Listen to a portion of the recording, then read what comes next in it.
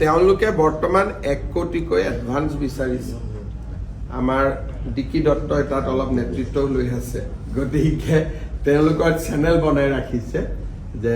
1 কোটিৰ পৰা 10 কোটিলৈ এবাৰ 22টা টিকটৰ দাম উঠিব আৰু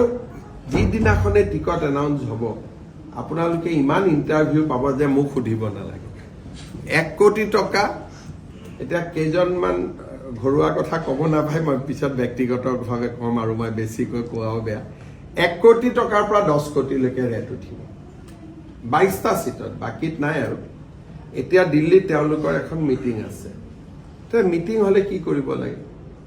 পাৰ্টিয়ে মানুহখিনিক লৈ যাব লাগে এতিয়া গৌৰৱ গগৈয়ে কৈছে যে যিবিলাক কেণ্ডিডেট বিলাকে মানুহ লৈ যাব লাগিব তানে কেণ্ডিডেটটো সকলো তুমি টিকট দিব নোৱাৰা এটা আনএথিকেল হল নে নাই তেওঁলোকে কৈছে এতিয়া আপোনালোকে চাব মিয়া এৰিয়াত প্লেনৰ আৰু ট্ৰেইনৰ টিকট কিনা ধুম উঠি আছে কিহৰ কাৰণে গৌৰৱ গগৈয়ে কৈছে যে পাৰ্টিয়ে মানুহ নিব 300 প্ৰত্যেক জিলাৰ পৰা 10 জন কৰি আৰু বাকি 14 তাৰিখৰ মিটিঙত যোনে যাব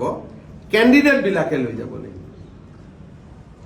কিন্তু কেণ্ডিডেট বিলাককতো তুমিতো কেণ্ডিডেট মানে এইটোতো কেণ্ডিডেট নহয়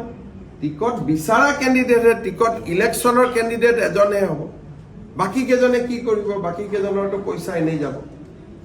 এইকেইদিন সবে আপোনালোকে খবৰ কৰক সবে ধামধুম টিকট কৰি আছে মই সুধিলো কিয় কৰি আছে বোলে যিমান বেছি নিম সিমানে টিকটটো কনফাৰ্ম এনেকে পাৰ্টি চলে নি এইবিলাক হৈছে কংগ্ৰেছৰ ৰাজনীতি আৰু মই ভিতৰৰ কথাখিনি গম পাই যাওঁ কলে আকৌ ইনকুৱাৰী লগাই দিয়ে কেনেকে গম পালে কি গম পালে গমটো তেওঁলোকৰ পৰাই পাওঁ তেওঁলোকে যদি নিজৰ ঘৰতো কৈ দিয়ে তাৰ পৰাও মই গম